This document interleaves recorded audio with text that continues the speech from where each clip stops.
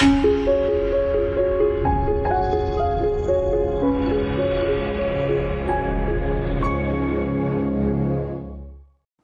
Elçin bəy, xoş gəlmisiniz. Dəvətimi qəbul etdiyiniz üçün sizə minnətdaram. Allah Sağ sizdən razı olsun. Uzun zamandan sonra axır ki bizim görüşümüz alındı. Mənim üçün Elçin Qəmbərli xüsusi qonaqlardan biri sayılır. Çünki mən Elçin Qəmbərlinin Bookmal kafe vasitəsilə tanımışam. Mənim bir neçə il əvvəl daimi müştərisi olduğum və bundan sonra da müştərisi olacağam. Yəni sadəcə biraz zaman boşluq oldu müəyyən səbəblərə görə. Yaradıcısı Elçin Qəmbərli kimi sizi tanıdım və tanımağa da peşman deyiləm. Çünki kitab sevərlərin, Azərbaycan xüsusən gənclərin kitab sevərlərinin sevdiyi məkanlardan biri oradır. Bookmal kafe. İzləyicilər, məsələn, mənim izləyicilərim bilirlər ki, mən inşallah YouTube kanalının bizim podkastın arxasında hər bir qonağın ünvanını, Instagram ünvanını da yerləşdirir. Oradan keçib sizi tanımayanlar da tanıya bilərlər. Elçin bəy, mənim ilk sualım belə olacaq. Bookmalla əlaqəli olacaq. Niyə Bookmal? Çox sağ olun. Mən də minnətdaram ki, məni dəvət elədiniz. Ümumiyyətlə bizim tanışdığımız 7 ilə dayanır sizinlə, amma görün nə qəribədir ki, həyat bizi təkrar üz-üzə gətirdi. Həqiqətən də. Yəni bir müştəri və bir məkan sahibi olaraq bir-birimizi tanıdıq, amma hal-hazırda oturub burada bir mövzunu müzakirə edirik. Bu həqiqətən də həyatın təsadüflərlə dolu olduğunu göstərir. Niyə Bookmal həqiqətən də maraqlı bir sualdır. Tələbə vaxtlarımdan kitab sataraq öz biznesimi qurdum onlayn olaraq. Əslində düşündüm ki, mən nə edə bilərəm ki, pul qazanım. Bilirdim ki, məndə bu girişimcilik ruhu var və ağlıma ilk gələn məhsul kitab oldu. Çünki mənim kitablarla tanışlığım var idi. Buna görə də düşünürdüm ki, bir məhsul satmaq üçün onu tanımaq lazımdır. Buna görə də kitab satışına başladım. Ondan sonra düşündüm ki, mən gələcəkdə sadəcə kitab satmaq istəmirəm və kitabla bağlı bütün işləri görmək istəyirəm.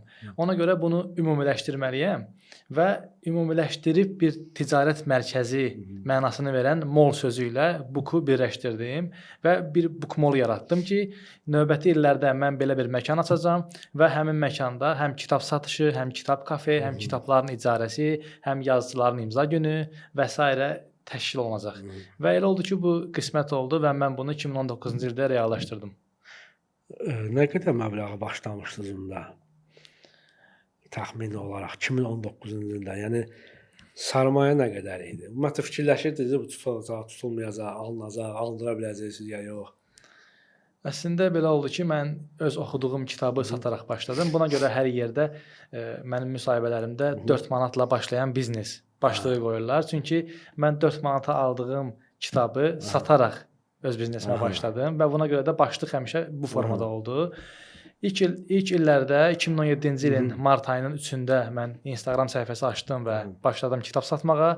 Ondan sonra öz əlimdəki kitabları sataraq həm də dropshipping eləyərək, yəni necə gedib kitab mağazalarındakı məhsulların şəkillərini çəkib öz səhifəmə yerləşdirirdim. Sifariş gəldikcə oradan alıb satıb və üzərində 1-2 manat pul tuturdum. Bu formada tələbəlik illərimi yola verdim. 2019-cu ilə kimi belə getdi bu iş. Sözün açığı düşünmürdüm ki, gələcəkdə məşğul olacağım iş budur. Amma inanırdım ki, mən bunu bacara bilərəm. Belə deyək də, o vaxtı məsələn 7 il fərqləndir də, belə götürək. 2019-la 2026-cı il. İndiki məsələn maliyyə, pul dəyəri o vaxtından daha tutarsızdır. O vaxt daha tutarlı idi. Məsələn, o vaxt 4 manata, 5 manata mən şəhərin o başına gedib gələ bilərdim. İndi mən 10 manata ancaq gedə bilərəm, qayıtmağım bəlli deyil. Mən bunu taksidən nəzərdə tuturam. Yəni sizin də yerləşdir Bookmal kafe şəhərin belə deyək, göbəyində yerləşir. Nazla sonra Targovda Şarma nömrə 1-ə yaxın bir ərazidir. O da isə maddi məkanın sizə yəqin ki, arendadır. O ödəyəcək. Necə olur? Məsələn, ilk kapitalınızı necə yığa bilirsiniz? Tək işlədirsiniz, orada yoxsa şərikiniz var? Bəli, tək işlədirəm. Hal-hazırda tək işlədirəm. İlk illərdə şərik idik, sonra elə oldu ki, yollarımızı ayırdıq. Amma Bookmal ideyası əvvəldən özümə məxsus olan bir ideya idi. Sadəcə kafe işlətməyə başlayanda bir müddət dostumla şərik oldum. Ondan sonra o öz yoluna davam elədi. Mən tək davam eləməli oldum. Əslində işin mənim üçün müsbət tərəfi o idi ki, mən kitab satdığım üçün əlimdə kitabım çox idi. Mənim 1000-ə yaxın kitab var idi, kitab rəfləri var idi. Həm onlayn satırdıq, həm 27 min kütləsi olan bir Instagram səhifəmiz var idi. Mən bunu arxayın olaraq, rahat bir şəkildə risk eləyərək o məkana girdim və düşündüm ki, həm öz oxucularımız var, onlar gələ bilər. Həm yeni müştəri tapmaq üçün Instagram səhifəmiz olduqca böyükdür və bunu arxayın olaraq girdim və ilk vaxtlarda orada kitab icarəsini, kitab satışını həmin məkandan keçirtdik və yavaş-yavaş bu kitab kafeyə çevrildi. Özü elə bir vaxta başladı ki, 2019-dan sonra pandemiya gəldi. Bəli. Necə yola verdiniz o çətin ayları, çətin dövrü? Əslində bir kafe olaraq bizim təkcə kafe işlətmək yox, həm də kitab satmaq kimi bir qolumuz olması bizə çox böyük bir üstünlük oldu. Çünki pandemiyada digər kafelər bağlandı və hər kəs ziyan elədi. Biz isə kitab satdığımıza görə və karantində insanlar işsiz olduğuna görə, boş olduğuna görə, kitab oxucu sayının artdığına görə bu bizdə kompensasiya elədi.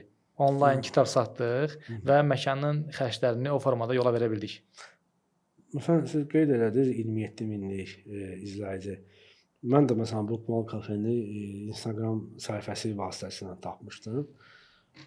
Mən o ərəfələrdə 38 yaşım var idi artıq, amma orada bu kafedə, Bookmallda səhər tezdən gələrdim, 10 yarısı 9 ərəfələrində. Nahar vaxtına qədər kitab oxuyardım, bitirərdim nəyə görə? Çünki sualım ona gəldi. Çünki nəyə görədir? Sizə gələn adətən gənc nəsildir. Necə deyirlər, indiki dövrdə deyirlər Z generation. Və onlar gələndə, çünki bizim gəncliklə 80-lərin, 70-lərin, 90-ların gəncləri ilə indiki gənci 2000-lərdən sonra doğulan, 99-dan sonra doğulan gənclərin xarakteri tam fərqlidir. Mən ora gəlirdim, artıq gördüm 2-3 nəfər tələbə və ya gənc gələndə, çünki Bookmall həm də kitabxana psixologiyasında, yəni bura kitab oxuyan da gələ bilir. Əsasən kitab oxuyan gəlir. Kitab oxuyan insanı narahat etməzlər də, yəni sakit tempdə danışmaq lazım. Telefon da, ora, bura, heç nə də deyə bilmirəm, çünki Z generation söz demək olmur. Bəli. Bir ona görə də məcburiyyət qarşısında kitab tez-tez oxuyurdum. Halbuki 3-ə 4-ə kimi oxuyub qutaran vaxtlarım da olub. Çünki mən elə saatlar seçirdim ki, səhər-tezdən, elə günlərdə seçirdim ki, o saatlar bilirdim ki, mən kitabxanasına boşluq olsun biraz. Adətən günorta və günortadan sonra gəldi həftə içi. Həftə sonları aşağı tezdən gəlirlər. Ora gələn gənclər, çünki adətən sahibkar, həm də onun sahibkarın Bookmall kimi və ya ümumiyyətlə restoran, kafe işləyən insanların çox güclü müşahidə qabiliyyəti olur. İndiki gənclərlə, məsələn, sizin özünüz gənc sayılırsınız da, nə fərq gələnlərdən 5 il, 6 il, 7 il bundan qabaqki gənclərlə son illərdəki gənclərin xarakter cəhətdən, düşüncə tərzi nə ilə fərqlənir? Necədir? Yəni nadincdirlərmi, müsbət tərəfi daha çoxdurmu, mənfi tərəfi çoxdurmu, oxumağa meyllidirlərmi, işləməyə meyllidirlərmi, yoxsa boş vaxt çəkdirməyə daha çox meyllidirlər?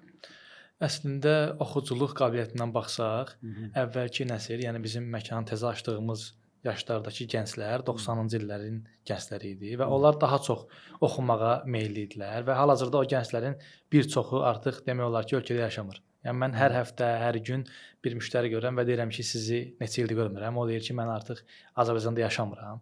Yəni ilk qurulan vaxtdakı müştəri kütləsinin böyük bir hissəsi artıq xaricdə yaşayır, xaricdə oxuyurlar, orada işləyirlər və bir çoxu artıq ailə həyatı qurub, yəni artıq gəlmirlər məkana və yeni nəsil gəlməyə başlayır. Bu yeni nəsillə köhnə nəsli müqayisə etdikdə təbii ki, oxuculuq qabiliyyəti olduqca aşağıya düşüb və indiki gənclər əvvəlkilərdən fərqli olaraq daha çox əyləncə konseptinə üstünlük verirlər.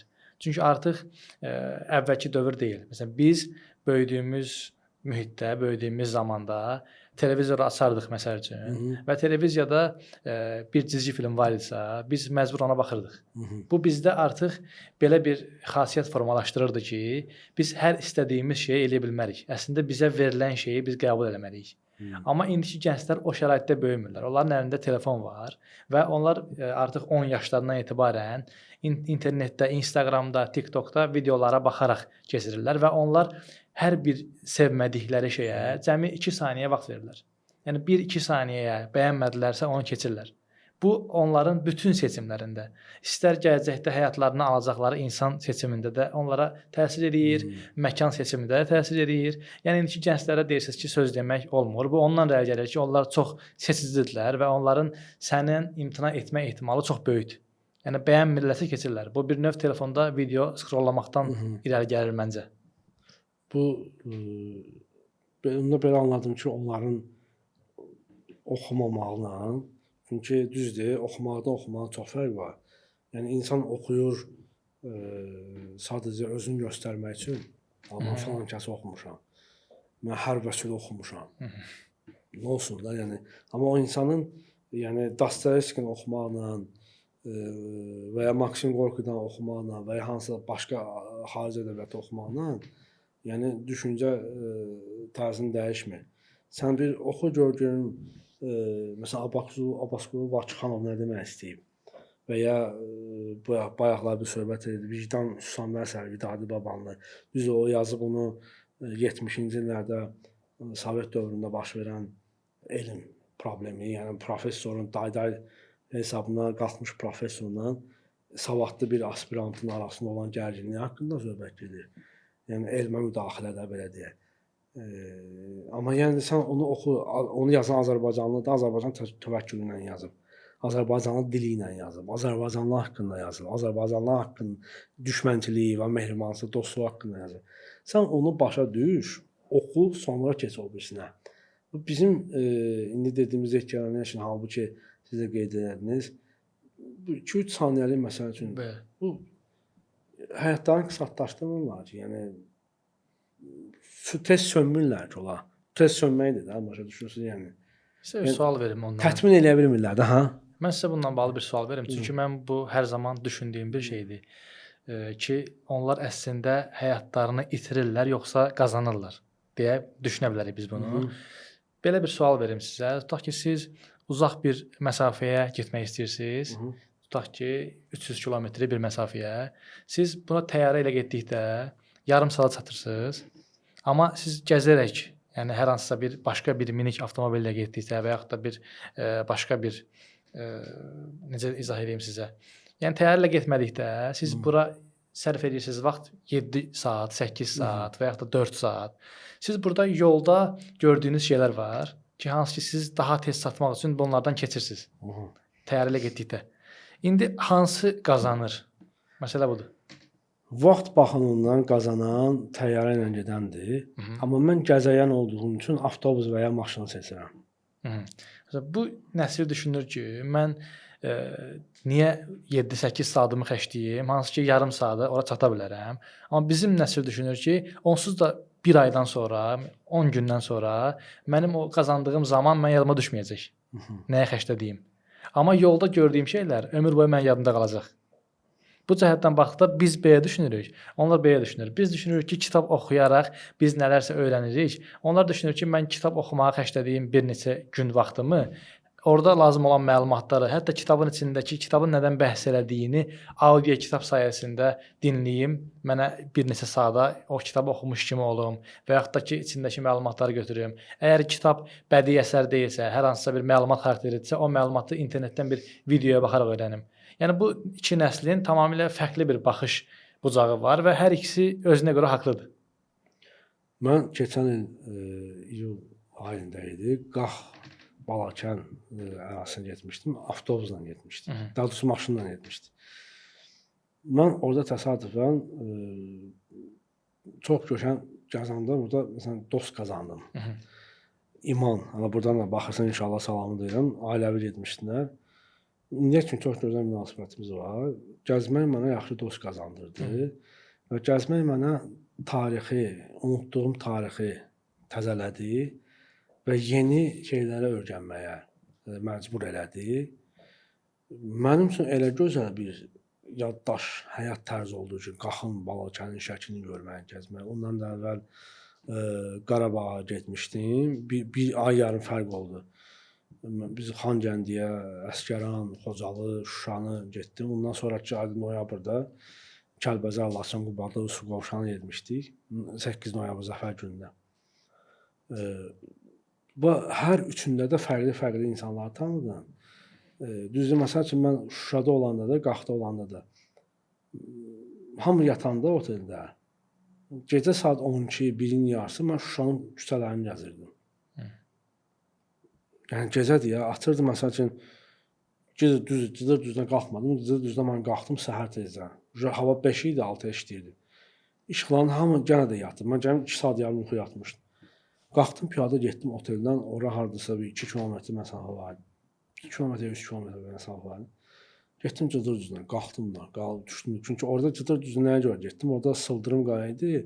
44 il müharibə vaxtı su təyinatlılar oradan qalxmışdı o məsafədən. Mən oranı sırf görmək üçün getmişdim ki, o küçələri gəzmək üçün bizim döyüşçülər orada necə keçiblər.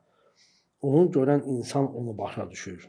Onlardan biri də mənim qardaşımdır bu arada. Allah canını sağ eləsin. Sağ ol. Veterandır, qazidir də yəqin ki. Veterandır. Veterandır, Allah canı sağlığı versin. Sağ ol. Mən dəhşətə gəldim ki, yəni bura necə qalxdılar? Necə oldu? Yəni o prosta danışmağa söz tapa bilmir insan.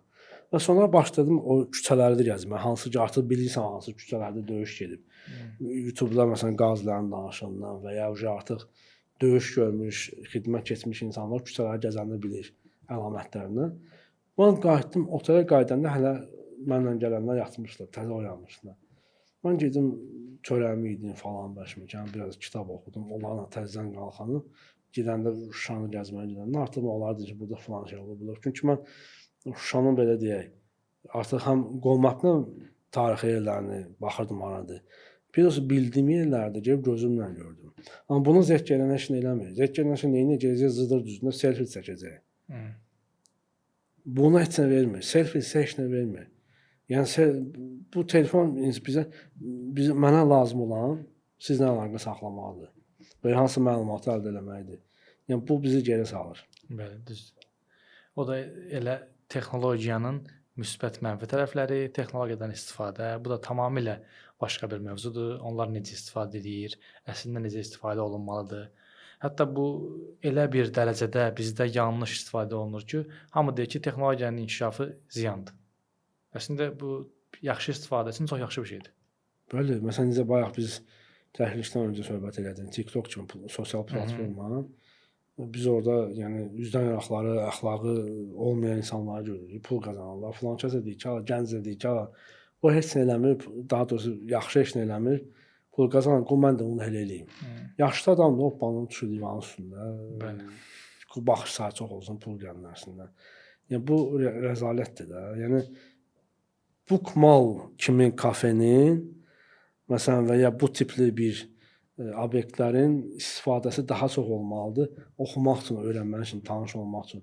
Məsələn, düzdür mən sevinirəm. Məsələn, hərdən keçən dəfə sevdiyim yazıçıların məsələn bizdə yəni hansısa ad çəkmə problem yoxdur. Məsələn, keçən Librafda sevdiyim yazıçılardan biri Çingiz Abdullayevin kitab təqdimatını yazılı, imzalı kitabını ötürdüm. Bu mənim üçün məsələn böyük bir şey idi. Və ya başqa yazıçılar da var. Orada məsələn gənc yazıçılar görürəm, mənim xoşuma gəlir. Gənc yazarlardır. Və məsələn sizin bura çağırma səbəblərindən biri odur. Məsələn siz gəncsiniz, məsələn məqsədlisiniz. Çox gözəl də məsələn ideyadır, məsələn Bookmall kimi, kafe kimi açmağınız. Başqa nə genişləndirmə fikriniz var? Bookmall kafenə yəqin ki, yekunlaşmamısınız. Bunu yəni böyüdəcəksiniz və ya hansı başqa bir yeniliyiniz varmı? Məsələn bu sahədə Bookmall kimi. Əslində 2 dəfə cəhd eləmişik biz böyütməklə bağlı. Bir dəfə açdıq. Burada 2021-ci il idi. Karantindən təzə çıxan vaxtlar idi. Burada ideyanı belə düşünmüşdüm ki, bu kitab yönümlüdür və 2 dənə də filial açmalıyam. Birində musiqi ön planda olmalıdır. Birində kitab onsuz da var və birində film ön planda olmalıdır. Mən ikincini musiqi yönümlü açmışdım və orada canlı musiqilər eləyərək bizim əsasən köhnə retro mahnılarımızı səsləndirirdim və bu formada insanlar hər məsəl üçün həftənin müəyyən günü axşamlar gəlib toplaşırdılar musiqi dinləməyə. Bu elə oldu ki, karantin vaxtına düşdü və davam etdirə bilmədi fəaliyyətini. Ondan sonra yenə biz bu kafe açdıq. Bu səfər düşüncə o idi ki, orada imza günlərini falan keçirdək əsasən. O məkanda da müəyyən qədər işlədik. 2 ildən sonra o da maddi olaraq özünü qarşılaya bilmədi və əslində mən burada analiz elədim ki, siz demiş, artıq əvvəlki kimi deyil maddiyyat olaraq. Yəni artıq maddiyyatın dəyəri əvvəlki kimi deyil. Artıq nəinki yeni insanlar, məsəl üçün bizdən soruşurlar ki, bu kafe açmaq istəyirik. Mən deyirəm ki, əgər başqa bir ideyan varsa, onu eləyə bilərsən. Çünki bu gəlirli sahə deyil. Burada paxıllıqdan söhbət getmir. Çünki mən özüm də 2019-cu ildə elədiyimi indi təkrarlaya bilmirəm. Bəli. Artıq dövr dəyişib, artıq gənclər dəyişib. Biz ilk illərdə əsasını qoyduğumuz o müştəri kütləsinin səbəbinə gəlib buralara çıxmışıq. Amma çətinləşib artıq. Ona görə də bundan sonra fikir budur ki, daha çox kitab satışına yönələ bilərik və məkanımızı əgər böyütsək, başqa bir yerdə daha böyük, daha əlverişli məkan açsaq, orada hər həftə hər hansısa yazıcı ilə görüş keçirdə bilərik. Çox maraqlı olar. Çünki bu kanalın ilk müştərisi olaraq deyirəm ki, yəni şəxsən məsələn mən gələrəm. Çıxışa mən iştirak edirəm. Həm kitab sahiblərinə dəstək olmaq, həm biznes sahiblərinə dəstək olaraq. Niyə də yox? Çünki yəni elə olur ki, məsələn mən tanış oldum keçən illəri bir səhifə vardı. Oxunan kitabın müzakirəsi. O kluba üzv oldum. Məsələn ayda bir dəfə, düz son 5-6 ayda gedə bilmirəm. Amma əvvəl məsələn ayda bir dəfə gedirdi, falan kitab götürdü, oxuyurduq. Yenə o kitab müzakirəsini apardı. Niyə bu oldu, niyə budur? Elə məsəl üçün elə mən məsələn öz düşüncüm, hamı eyni düşə bilmir axı. Məsələn mən qarşı tərəfə baxıram ki, bu məndən daha itik düşünüb. Akazı bu baş qəhrəman belə demək istəyib. Mən səhv başa düşmüşəm. Halbuki baş qəhrəmanı nifrət edirdim mən oxuyanda. Amma Akazov isə yəni ruslar demişkən elə deyilmiş. Bax məsələn belə şeylər, belə nüanslar, məsələn belə bir şeylər də eləmək olar. Amma belə deyək, mən bayaqları məsələn Şuşadan qayıtdım, Qaxda olanda da məsələn qalxırdıq bu Qaxın yüksək dağlarına. Səhər-səhər duman çəkilməyib hələ. Dost, tanışlar gəldiyim insanlar yatıblar amma bağın başından. Düz arada bir baxırdım ki, aydan zaddan çıxıb eləyər.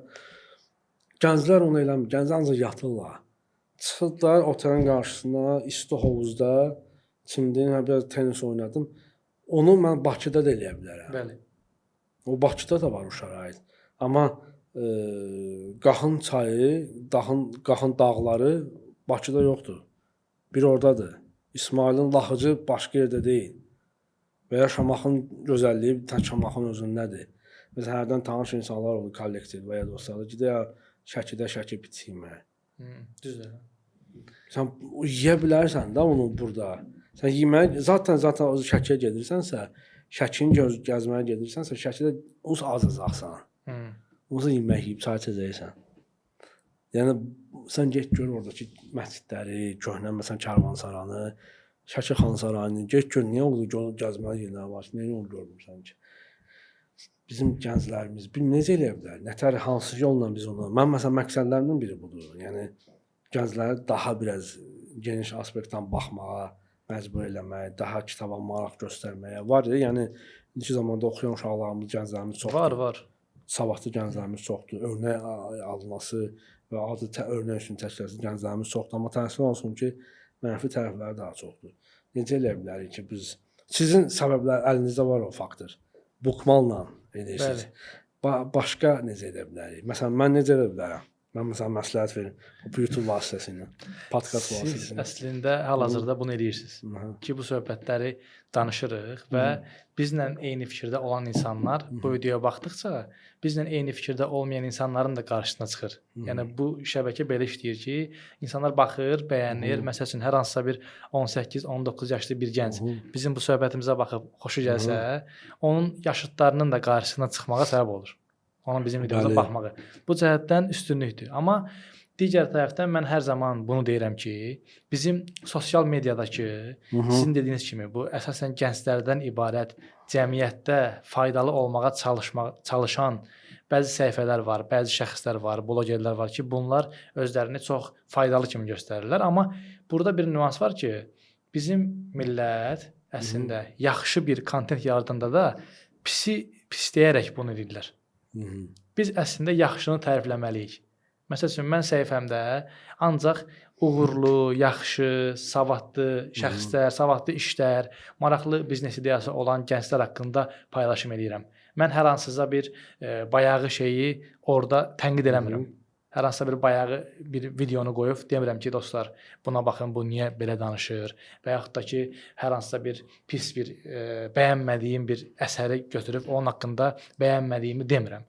Çünki biz əslində bayağı olan şeyi pisləyərək də onu daha çox insan qarşısına çıxardırıq və onlara layiq olmadıkları həmin o məşhurluğu vermiş oluruq ki, onlara da lazım olan odur. Çünki cəmiyyətdə belə bir söz var ki, sən hər hansısa bir işlə məşğul olursansa, mənfi rəylərə fikir verməli deyilsən. Təəssüf ki, onlar mənfi rəylərə fikir vermədilər, amma bu cümlənin arxasında gizləniblər və onlara lazım olan sadəcə insanların söysə belə, təhqir eləsə belə, daha çox insanın qarşısına çıxmağıdır ki, bunu da həm onları bəyənənlər eləyir, həm də daha çox onları tənqid edənlər buna səbəb olur. Çünki məsəl üçün mən də sizin kimi daha çox belə TikTokda girib videolara baxmıram əslində. Sadəcə öz videolarımı yükləyirəm və daha çox Facebookda, Instagramda, YouTube'da vaxtımı keçirirəm. Amma mən Facebookda, TikTokda olan o bayağı və siz dediyiniz o səviyyəsiz paylaşımların çoxunu görürəm. Çünki onları tənqid eləmək məqsədi ilə götürüb təzədən paylaşırlar və mənim qarşıma çıxır. Mən onu niyə görməliyəm ki? Bütün məsələ budur. Buna görə də biz yaxşı olan şeyləri qabartmalıyıq. Məsəl üçün, siz dediyiniz kimi çox yaxşı gənclər var. Biz onları paylaşmalıyıq və digər gənclərə örnək olaraq göstərməliyik. Biz sosial mediadakı gəzən gənclərin qarşısına ancaq faydalı kontent çıxartmalıyıq. Faydalı kontent adı altında faydasız şeyləri pisləyərək yox. Məsələn, mənim gənclik illərim, mən düzü televizora baxmıram adətən. Son 15-20 il hansısa televizora açım, konkret verilişi baxın, xatırlamıram. Ola bilər bizə qonaq gələr, kimsə hansısa qonaq xətri nəyisə açılar, o başqa bir şeydir. Mən əvvəllər baxanda ilk baxdığım və sevdiyim, mən tələbəlik illərimdə zaten sevdiyim veriliş Azər Qəribov. Rize TV-dən başlamışdı. Hər bir verilişinə baxırdım. İndi də baxıram. Onu da izləyirəm Instagramda da, Facebookda da. Tez-tez şərh yazmasam da o insan mən həyatımda çox şey dəyişdi də o insan. Yəni gəzməyə, məsələn mən o vaxtlar risk eləmirdim gənc illərimdə, tələbəlik illərimdə də. Harası mən son 3-4 ildə başlamışam səyahət eləməyə. Mən hətta Facebookda Gəzəyənlər qrupu var. O qrupun üzvüyəm. Məsələn sual verirəm, getməyəcəm. Tutalım ki, planım bu ay tutalım ki, məsələn deyirəm, Naxçıvana getməkdir. Sual verəcəm ki, Naxçıvana getməkdən qabaq nə etməliyəm? Bəli. Yəni hansı səhvləri etməməliyəm? Və yaxud da orada görə biləcəyim yerlər, məsləhət görün. Hansı məsləhət? Bəli, tamamilə doğrudur. Amma bunu gənclər eləmir. Siz bayaq dediyiniz kimi, təyyarə ilə uçum gedim, vəssalam qayıt. Bəs toxunma söhbəti var da. O qala var, məsələn ki, qalaya toxunursan, o möhtəşəmliyi əlinlə hiss edirsən, o olmasa sənin getməyin heç bir mahiyyəti yoxdur. Çünki baxıram ancaq selfie-dir. Tualet otaqlarında hansı onun tualeti selfie-dir. Qızlar ancaq poza verir, şəkil çəkdirir və ya oğlan deyir poza verir, şəkil çəkdirir. Mahiyyəti nədir bunun? O sənə heç nə verməyəcək 3 ildən sonra. Əslində adi konsertə gedirsən və sən buna baxmağa gəlmisən də, ayrı vaxtda sən bunu televizordan baxa bilirsən, sən buna öz telefonundan baxa bilirsən. Orada hamısı çəkir, yəni belə sırf kameradan baxırlar. Bəli. Canlı baxmırlar. Hansı sənin gözündən gördüyün əslində sənin tarix odur da, yəni sən orada olmağını rəsmiləşdirən şey sənin gözündən gördüklərindir. Sənin çəkdiklərini paylaşıb kiməsə göstərməyin yox. Bununla bağlı mən bir video çəkmişdim. Bunun səbəbi odur ki, insanlar bəyənilməyə ehtiyacları var. Və insanların bu cəhətdən bir rəqabətləri var ki, filan kəs ora gedibsə, mən də ora getməliyəm və göstərməliyəm ki, mən də buradayam. Və yaxud da mən də bunu eləmişəm. Adicə yediyi yeməyi məsəl üçün paylaşır ki, mən bunu yeyirəm. və yaxud da həftə sonu ailəsi ilə şəkil paylaşmağa özünü bəzi insanlar məcbur hiss edir ki, qoy göstərim ki, mənim də mehriban bir ailəm var. Bu hansısa psixoloji aclığın bir şeydir də, nəticəsi səbəb ola bilər də. Yəni Bəyənilməyə ehtiyac duyurlar, rəqabət aparırlar həm də. Ən əsası bəyənilməyə ehtiyacdır. Hər bir insanın bəyənilməyə ehtiyacı var. Bəzi şəxslər real həyatda bunu tapa bilmirlər deyə sosial mediada bunu fake şəkildə yaradırlar ki, qoy onları da bəyənsinlər. Yəni özünü həyatda heç cür doğrulda bilməyən insanların zəif nöqtəsidir o. Mən məsəl üçün teatra çox gedən adamam, kino da adətən gedirəm. Kino teatrda olanda adətən mən ya səhər seansında oluram, ya da axşam seansında oluram. Çünki orta seanslarda heç vaxt mümkün deyil rahat baxmaq. Bir-iki dəfə olub, məsələn, gənc xanımda uşağı ilə gəlib, uşaq dayanmır da, yəni başlayandan səs-küy. Sən uşaqdır, bir söz deyə bilmirəm. Çünki uşağın orada günahı yoxdur, anası onu elə deməlidir. Burada heç nə, bir dəfə də getdim, gənc xanımla gənc oğlan, məndən çox yaşlı, aramızda fərq yox idi. Mənim o ərəfələrdə 42-43 yaşım olarsa, oğlan olardı, xanım olardı, 30-35 yaşlılar arasında. Yetkin insanlardır da, belə deyək. Kino başlayandan yarım saatı film başlayır. Oğlan xanıma kino necə qurtaracaq onu danışır. Yəni çöndüm dedim qışdım, xahiş edirəm. Biz 15 dəqiqə deyək ha. Bir bilim də kino necə olacaq bundan sonra. Maraqlı bilim də necə olacaq. Sizə də spoiler vermiş oldu. Hə da, yəni kinonun marağı da öldü də. Yəni başa düşdüm. Mən də real hadisələr üzərində çəkilmiş filmləri çox xoşlayıram baxmağı. Yəni konkret inansı kinonun marağında öldürdü. Mən kino qurtarmamış 20-25 dəqiqə qalmış artıq film getdi kino teatrda tərk elədim. Yəni çıxdım getdim. Artıq sonunu bilirdiniz. Hə, sonunu bilirdim artıq olacaq. Çünki maraq da öldürür. Yəni ona görə səhər tezdən gedirəm və ya axşam tərəf gedirəm. Bayaq bizim ortaq dostumuz var, Uğur dizayner. O da məsələn axşam seansına gedən adamdır. Çox rahatdır. Məsələn düzdür, mən bu tərəfdə sevinirəm. Məsələn üçün tək Bookmall kafe yox, Book Center var və ya məsəl üçün başqa məsələn kitabxanalar var ki, məsələn Libraf kimi, Alina və Nino kimi kitabxanalar kitaba meyilliyi artıb. Bəli. Artıq sevindirici adama bir tərəfdən daha çoxdur. Yəni niyə məsələn mən universitetdə hazırlaşan dövrlərində bizdə internet yox idi. Tutalım ki, hansı kitab lazımdır, axırda o kitabxanasını tapırdıq. Ki, o mövzunun sualını orada tapıram. Axtaram görəcəm, həmin lazım olan səhifəni kimsə cırb aparır. Yoxdur o səhifə. İndi məsəl üçün nəyisə əldə etmək üçün internetdə PDF formatını tapmaq olur. Oxumaq indi daha rahatdır. Amma çətinləşdirir. Bir şey rahatlaşanda onun dəyəri itirək. Bir şey dəyərli olması üçün o gec əldə oluna bilən olmalıdır, çətin olmalıdır. Mən düz hardasa razılaşıram, hardasa da yox. Düzdür, məsəl üçün, o da birisi necədir, insan özündən asılıdır. Bir şeyin dəyərli saxlamaq üçün, dəyərli etməsi insanın, düzdür, insanı o biraz naşükür məxluqdur. Tez əldə eləyəndə tez maraqlı olur. Bəli, insan deyir, əldə eləyə bildiyinin nankörudur, əldə eləyə bilmədiyinin dəlisidir. Bəli, amma belə deyək də, biraz fərqli insanlar, mən özüm fərqli deyiləm, yəni. Fərqli insanlar əlində olan həmişə dəyərini bilir də. Yəni əsl varlıq elə odur məncə. Bəli. Hər şeyi əldə eləmək yox, əlində olanların dəyərini bilmək. Bəli. Amma insanların çox elə bilir ki, mən iPhone işlədirəmsə, Range Rover sürürəmsə, bu yaxınlarda dünən idi yalnız. Bu gün Murad Arifin, mən o adamı izləmirəm, təsadüfən qabağıma çıxdı, müğənni Murad Arifin və qulaq asa qabağına çıxsa da, sabah qabağına üzə gəlsə deyəcəm, o adamı sevmirəm. Sevmədiyim şəxslərdən biridir. Bir xanım kimsə buna şərh yazıb ki, nə bilim, nəsə biraz xoşa gəlmir. Xanım da yazıb ki, mənim pulum çoxdur, hörmətim çoxdur, mən buna paxıllıq edirsən, nə bilim, nə. Bacarıqlı və ağıllı olmağı çox pul qazanmaqda görürüm. Sözün mənasında nə çıxdı. Yəni, imkanlı olmaq, maddi cəhətdə imkanlı olmaq, pul qazanmaq, düz o qabiliyyətdir. Amma o deməkdir ki, ağıllısan. Ümumiyyətlə, bizdə elə problem buradan başlayır ki, uğur anlayışı pulun arxasında gizlənib. Çünki bir insan uğurludursa, o varlı olmalıdır. Və yaxud da əksinə. Bu səbəb olur ki, cəmiyyətdə baxırlar ki, TikTokda bayağı səviyyəsiz paylaşım edən insanların pulu var və cəmiyyətdə onları pulu var deyə normal qarşılayır bir çoxu. Məsəl üçün Instagramda, TikTokda girib tənqid eləyib, söyüş yazanlar əslində həyatda qabağına çıxanda pulu var deyə yaxşı davranırlar. Hətta hörmət göstərirlər. Buna görə digər gənclər də bu yolu asan pul qazanmaq kimi seçirlər özlərinə. Və bu təbliğ olunur bir növ.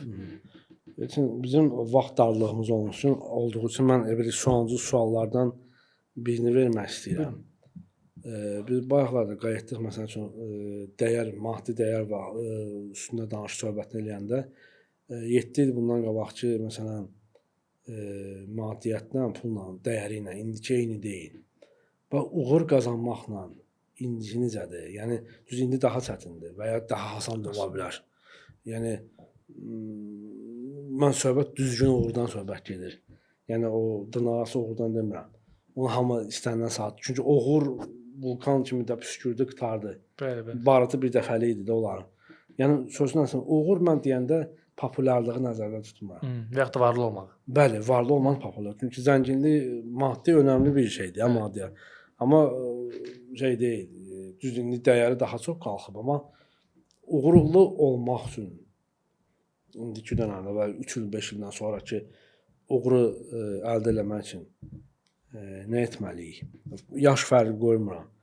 Yəni, bir çox insanlara baxsaq, KFC-nin yaradıcısı 70 yaşından sonra milyonçu oldu, yanılmıramsa. Adı götürən, məsələn, Allah rəhmət eləsin, Hacı Zeynalabdin Tağıyev 40 yaşından sonra milyonçu oldu. Onların uğurlu olması, Hacı Zeynalabdin uğurlu olması sərmayəsinin düzgün yatırma səbəbi oldu və insanların düşünmə səbəbi oldu. Düzdür, son illərdə Tağıyev filmi çəkiləndən sonra, xüsusən Tağıyev 3-cü seriyası Sona filmi çəkiləndən sonra tənqidlər çox gəldi. Oxumaza, bilməzə, həyatını oxumayan insanlar onlara çox dil uzatdılar o şəxsiyyətə. Həyatda səhvi olubsa, olubdur. Səhvsiz heç bir insan yoxdur. Amma o cür şəxsiyyətə dil uzatmaq bir şey deyil. Onun uğuru daha çoxdur mənfilərindən. Düz. Mən necə eləyə bilərəm və ya bugünkü gənc necə eləyə bilər ki, düzgün şəkildə biznesində və ya siz marketinqsizdə, ixtisasçıda necə qura bilər işini? Şərt deyil ali təhsil olsun. Mən onun tərəfdarı deyiləm. Oxumaq şərt deyil. Bəli. Bilikli olmaq üçün ali təhsili almağa ehtiyac yoxdur. Doğrudur. IT sahəni bilən adam üçün ali təhsilə ehtiyac yoxdur. Yəni insan uğurlu olmaq üçün ilk addımlar necə olmalı? Nədən başlamalıdır? Ən birinci ondan başlayır ki, insan özünü kəşf eləməlidir. Çünki hər bir insan fərqlidir, hər bir insanın potensialı fərqlidir. Əgər sən öz potensialını öyrənməmiş, gedib kimdənsə məsləhət alırsansa ki, mən nə edə bilərəm, bu çox yanlışdır. Sən öz potensialını düşünməlisən ki, mənim nəyə bacarığım var, mən nəyi istəyirəm. Bax bu 4-5 sualdan özünə nəticə çıxartmalısan ki, bu nəticə necə olmalıdır? Birincisi, dünyada əgər pul anlayışı, həmişə deyirəm bunu, dünyada pul anlayışı olmasaydı əgər, mən başımı nə ilə qatmaq istəyərdim? Nə işlə məşğul olmaq istəyərdim? Bu sənin əslində sevdiyin işdir. Və bir də belə bir sual var ki, sən nəyi bilirsən? Məsəl üçün, sən illərlə geyim sektorunda işləmisənsə 10 il, sən öz işini qurmaq istəyəndə gedib özünə bir kafe açırsansa, bu yanlışdır. Çünki sən işin mətbəxindən yetişdiyin bir sahə var. Sən orada uğurlu olma ehtimalın daha böyükdür. Ona görə bizim bildiyimiz işlə məşğul olmağımız vacibdir və yaxud da sadəcə sevdiyimiz işlə məşğul olmağımız kifayət edir. Çünki biz bir işi seviriksə, onu öyrənəcəyik. Amma bir tərəfdən də belə bir şey var ki, sənin bəlkə istəyin, bəlkə də sənin bacarığın artıq pula çevrilmir. Çünki dövr sürətlə dəyişir. Əgər belə bir şey varsa, sən artıq ağıllı davranmalısan, öz məntiqinlə davranmalısan, öz hisslərinin səsini yox, məntiqin səsini eşitməlisən ki, bunun sənə faydası yoxdursa, bu işlə məşğul olmalı deyilsən. Yəni, birlət daşını dəyərli eləyən insandır da. Öz-özlüyündə belə bir adi bir şeydir, sıradan bir şeydir. Yəni, mən özüm də demək istəyirəm ki, gənclərə sözümüzə dəstək olaraq, yəni, ali təhsilin dalınca qaçmayın. Razıyam, elə ixtisaslar var ki, onu oxumaq üçün ali təhsil almalısan. Bəli, spesifik ixtisaslar var ki, onlar da mütləqdir. Amma 80% ehtimalla ixtisasın adını universitetə qəbul olandan sonra öz balına uyğun ilk dəfə orada görür və arxasınca da böyük bir ehtimal boşa keçirilmiş 4 il. Ondan sonra sadəcə bir kağız parçası və mən ali təhsilliyəm deyib iş seçməyə başlamaq. Halbuki 4 ilin içində yaxşı bərbər ola bilərdi. Çox gözəl işlər görə bilər. Bəli, zərgər ola bilərdi. Bəli, mən həkim olmaq üçün 7-8 il, 10 il oxumalıyam. memar üçün olmaq üçün mən 4 il minimum, 2 ildə magistr Bir də oxumalıyam. spesifik ixtisaslar başqa. Bəli, Bunun mən doğrusu. həmişə deyəndə ki, ali təhsil haqqında danışanda həmişə məni biraz mənfi rəylər yazırlar ki, siz gənclərə pis örnək olursunuz. Amma bu elə deyil. Yəni mənim dediyim sadəcə vaxtını boşa keçirənlərdir. Yoxsa sən 4 il ərzində öz ixtisasını belə öyrənirsənsə, bu sənin üçün çox böyük bir üstünlükdür. O 4 ili geri qaytarmaq olmur da. O 4 il bizim həyatımızın özümüzə nələrsə qatacağımız ən uyğun vaxtdır. Ən gözəl illərimiz Ən gözəl, ən məsuliyyətsiz. Çünki tələbə olduğumuza görə biz də evdən də bizim üzərimizdə çox məsuliyyət yüklənmirlər. Bir növ belə universitetə qəbul olmağın verdiyi avantaj da var ki, 4 il bundan istifadə edə bilirik. Ən azından bir dil öyrənmək bizim gələcəkdə çox böyük işimizə yarayır. Və heç nə eləməmək mütləq şəkildə gələcəkdə bizə peşmançılıq yaradır. Elçin, dəvətimi qəbul etdiyiniz üçün çox sağ olun. Təşəkkür edirəm sizə. Minnətdaram mən də. Biz inşallah növbəti podkastlarda bir daha görüşəcəyik. Görüşməmişdən əvvəl oxuduğum kitabların birini istifadə edirəm. Bookmalda yəqin ki, kimsə oxuyar. Çox sağ olun. Halal xoş olsun. Minnətdaram. Siz Çox sağ olun. bizə hədiyyə elədiyiniz ilk kitab deyil. Dəfələrlə bizə kitab hədiyyə eləmisiniz.